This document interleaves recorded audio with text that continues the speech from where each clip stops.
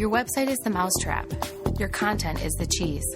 Welcome to Content Matters, tasty marketing ideas for your commute. Your hosts on the Sonic Adventure are Andy Crestodina of Orbit Media and Barry Feldman of Feldman Creative. Here we are. Barry, we're back. It's Content Matters. Hey, Andy. Good to talk to you. I love Content Matters. It matters, doesn't it? It matters a lot. Matters to me, and if we have readers and now listeners and viewers, hopefully it matters to them, or time for us to find new jobs. It matters to audiences, it matters to brands, it matters to readers and visitors and subscribers, and of course, in this case, hopefully it matters to listeners.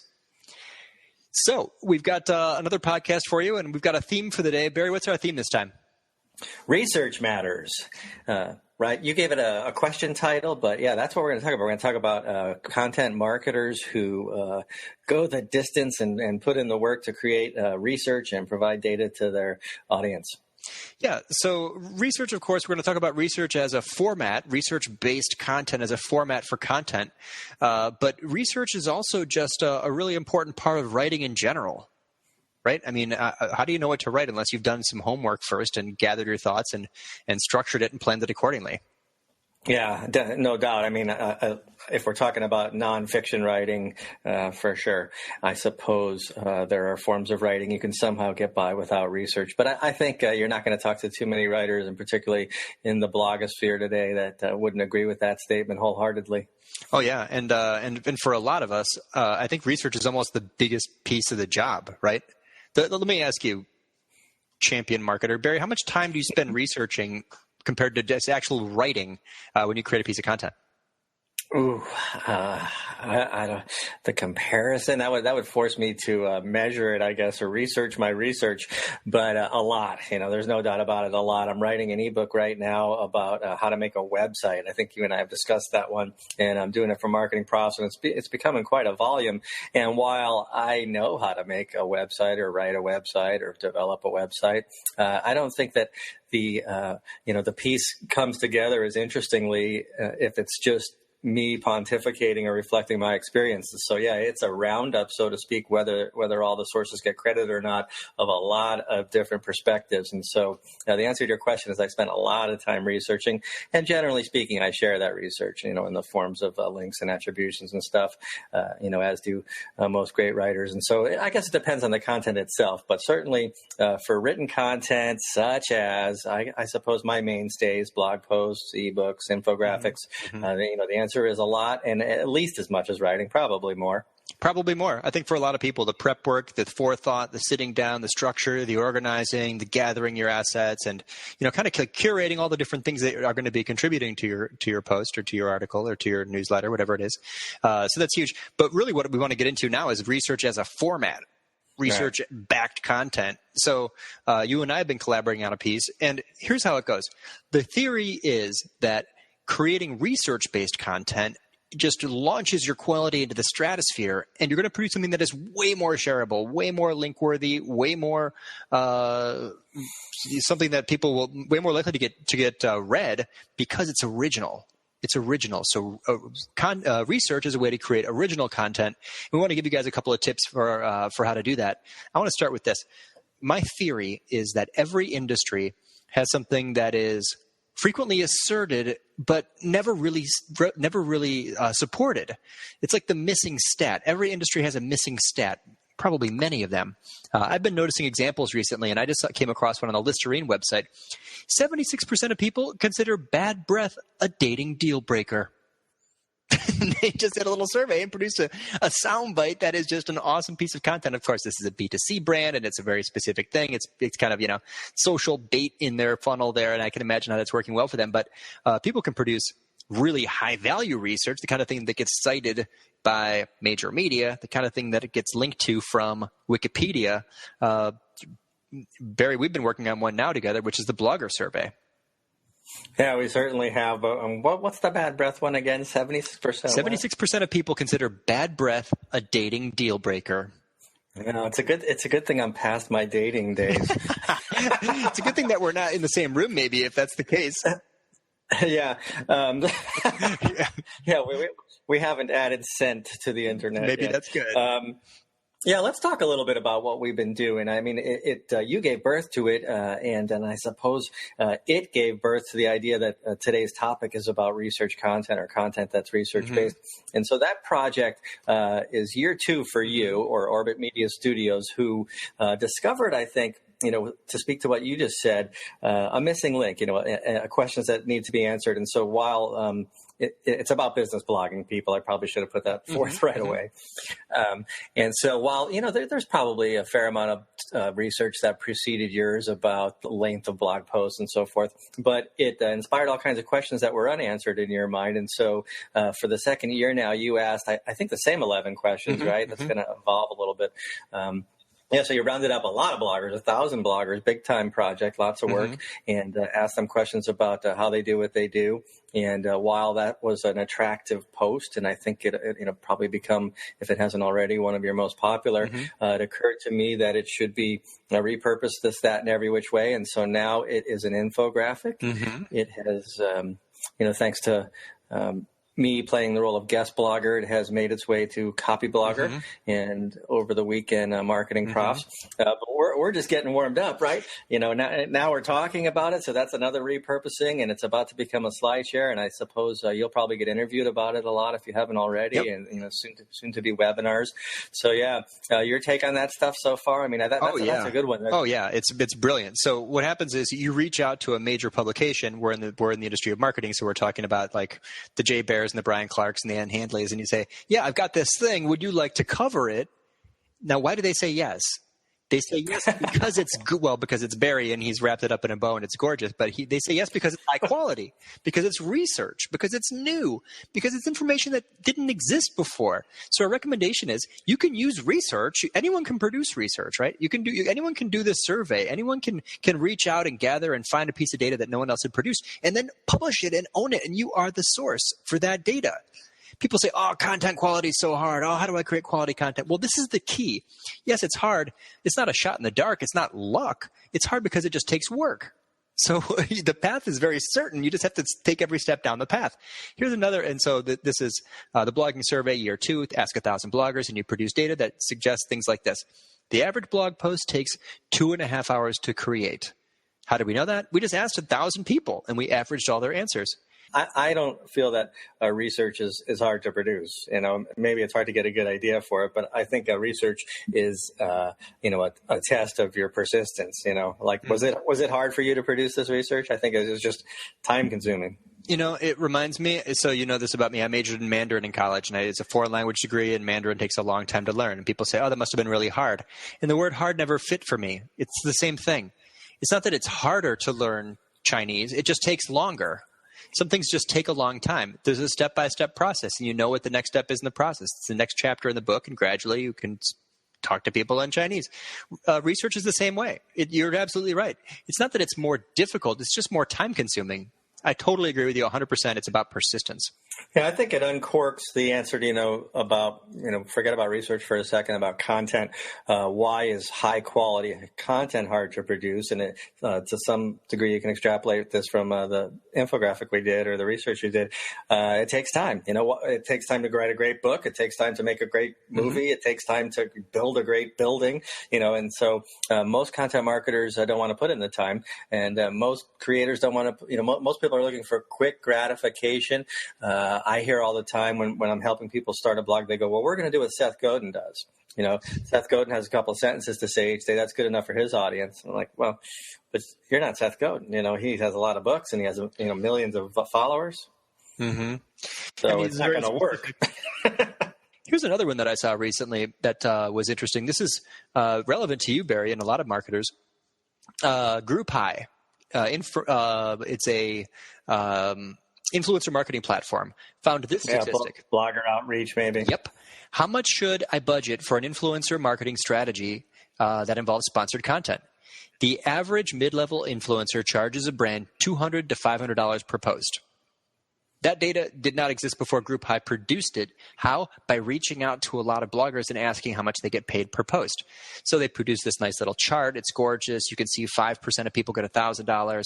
There's like a different range, and it's data that didn't exist. It exists now, and it's not only is it original, but this is what the internet wants. The internet does not want another medium quality post. They want something that's new and create a new statistic, find the missing stat, and your audience will thank you for it. Yeah, it's the info net. It might be a better name than the internet now, right? Mm-hmm. Wasn't it? What did Gore call it? The information superhighway? Yeah, he did. That's exactly right. Right. So this is the information age, and so you become the source of the deliverer of information. You get all the benefits of that come with it, including traffic and so forth. But I think first and foremost, credibility, authority. Yeah, people say, it's really hard to produce high quality stuff. It's really hard to get people to engage with my stuff. I think this might be what's missing, is that people fail to create something that is really worth sharing, that is really worth citing. So that article that we mentioned, the one that the blogger survey, it was about 120 hours of work the first year. We estimate around 150 hours of work the second year. And that's an insane amount of time to produce one single post. But the benefits are ridiculous. If you're going for shares, it's in the thousands. If you're going for links, it's in the hundreds. Hundreds of websites have linked back to this post and cited it in their content. So, but that's a matter not just of creating the research. Barry, tell us more about how you've packaged this and promoted it, and all the tactics you've used since we began collaborating on it.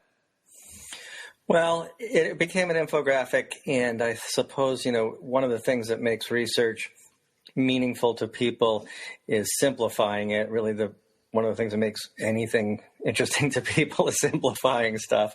And so, this is not to accuse the original data that you presented as complicated, but there were 11 charts, and those charts really you could call 22 charts because they juxtaposed 2014 with 2015. And so when you showed it to me, I said, all right, well, how can we make this, meaningful to people if they're going to spend a minute or so with it? Sort of the average visit to a blog post. Hopefully we do better than that. But, the answer I was looking for was, how can this be meaningful in a minute or so? And so you and I bounced around how to extract what we thought really mattered most. And interestingly, I think, kind of an aside here, but I think research creates research. I think we also discovered questions we want answered next time you do this next year. Mm-hmm. But yeah, we simplified it. And so that infographic left a lot out of your original post. And of course, as I pitch it to the publishers that you mentioned, the Convince and Convert, Marketing Profs, and Copy Bloggers, obvious places where the audience are bloggers. Mm-hmm. We are, we are making it uber relevant by talking about, the burning issues. And so I think ultimately it came down to 4 of them. Mm-hmm. But you had 11 questions, and you extracted a lot of different takes from those questions. And now we're going to do that in the SlideShare, where we expect people to spend a little more time with it, and it starts all over again. And like I said, though it's sort of accidental repurposing, we're talking about it now. And I suspect, you and I are going to do a webinar about it, or at least propose that various websites that offer webinars consider either you and I or both of us to talk about it. Now I feel like part owner of it now. Sure. Yeah. And so, there's probably no end in sight, and it's going to create interesting research. I think I left it out of my answer just now, but what I spoke about was it creating new questions. And my questions to you along the way were, okay, the length of the post, the time spent on the post, the way mm-hmm. the post is promoted, some of these things, how are these going to track to effectivity? Sure. And next year we're going to dig into that a little bit. Yeah. So it's a brilliant case study in repurposing. Producing the data itself is kind of boring. We're recommending that you produce data, but data isn't necessarily entertaining. It's not necessarily visual. It's not necessarily easily shared. It's not necessarily very compelling. So how do you turn that piece of research into something that everyone wants to talk about? It's a conversation. It spreads around the web. That's what Barry's been doing. So it's about publishing it in multiple formats. In that case, it was infographic. Now it's SlideShare. Now it's moving to interview formats, and it's going to be, presenting it at webinars and things. But, the work that goes into creating it, you're going to have a very long lifespan now as you spin this out into different formats. I've got some research here that I should share that supports this theory that we're proposing, which is research is what crushes on the internet, that original content is what will win. People link to data, people link to sound bites, people link to you're going to have, there's more to repurpose there. This is a study done by, BuzzSumo and Moz, and they analyzed 1 million blog posts. Randomly grabbed 1 million blog posts, and here's a couple of highlights from this giant study.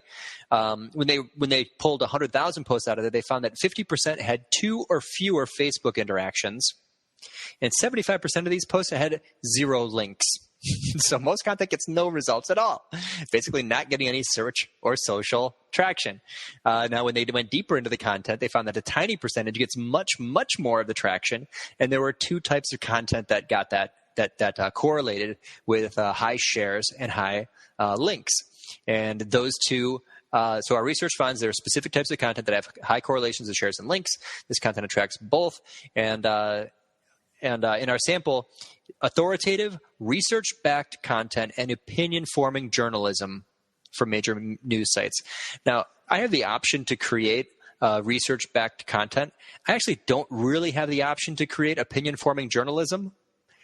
So I'm going to skew toward the research side because I don't know how to create opinion-forming research journalism. I'm not really a journalist, so that's not an option for me as a content marketer. You might be the accidental opinion former, because you have opinions, and even in your post where, you came to the opinion, and I suppose it's fact-based, but there's a little bit of connective tissue in between you just sort of rationalizing it, that blogging's become more of a serious profession than it used to be. Yeah, that's it's a take on the research, but just because people blog at all times of day, it takes a lot of work. Hey Barry, it's time for Mousetraps and Cheese. You ready? Already? Oh man, time flies when we're content mattering. Mousetraps and Cheese. Barry Feldman's going to give us a cheese tip. That's how to attract visitors. We're going to bring mice in, and then I'm going to give you a conversion tip, which is the mousetrap, which is how to catch mice and maximize the percentage of people who take action on our websites. So Barry, kick us off with your cheese. All right. So cheese refers to the creation, I suppose, or the promotion of content. And I'm going to punt here because I actually sort of said a lot of what I wanted to say for this, in that I was talking about finding the gaps. Research sort of creates new questions that need to be answered. And therefore, if you're soon to do research or looking for stuff to do research about, you might find it inside of relevant research inside of your industry. Mm-hmm. So I'm going to punt now and talk about a technique, I think, that makes it a bit easier. We talked about quality, effort, time. When you get right down to it, research really isn't that hard to do. It's hard to be patient to create content. You know this. How long did it take you to get 1,000 respondents? Right? Mm-hmm. Mm-hmm. It wasn't hard. It was time consuming. Correct. So my tip is to use other people's research. Marketing Prof's a great resource for research almost every day. There's a specialist there. His name's Ayaz. And what he does is he's like the research curator. And so inside the story that you're telling about anything, really, especially in this, nonfiction world, marketing, we have a little bit of a tunnel vision because we're all about marketing. But there's research out there that somebody else did for you. And, every day I'm looking at it. It might be a super deep piece. It might be this piece we've been talking about today, how bloggers do what they do. How do you compare to serious bloggers? Just extract a little tiny bit of it, sprinkle it in your story or, go away from it, come back to it. And you've kind of got a research-based piece yourself without having done the research. Sure. Yep. It happens all the time. It's a smart way to produce content. It's very efficient. And you can also sometimes look and see what's getting traction from that other content. And that'll give you a big clue into what's worth repurposing and putting into yours. Next up is the mousetrap. Andy's in charge of mousetrap tips. I've got a mousetrap tip for you. This is something that I've been thinking about because it's end of year, and a lot of people are asking me, what are they going to, tips for the new year, and how can I freshen up my site, and what's going to work well. If you've got only 5 minutes to work on your website, here's what I recommend you do. Go into analytics, go into behavior, the site content all pages report will show you what the top pages are on your website. Go look at those pages and see if there's anything you can do to polish them up. See if you can try a better call to action. See if you can add a little evidence. See if you've got a new testimonial you can put in there. See if there's a video that you haven't produced somewhere else that would fit nicely into one of those pages. If you have only a small amount of time to work on your website, work on those pages that are already the highway through the site where all the visitors are flowing. So most people don't even know or never think to look at what their top pages are, but time spent on those pages will have a much bigger impact on your site's ability to convert, on the conversion rate for the overall site. Just go where the people are. Find the highway. If your site was a town, there'd be a highway flowing through it. Go to the highway and put your billboards there. That's going to get you the biggest impact with the smallest effort. That's my mousetrap tip for you today. Very nice. Wow.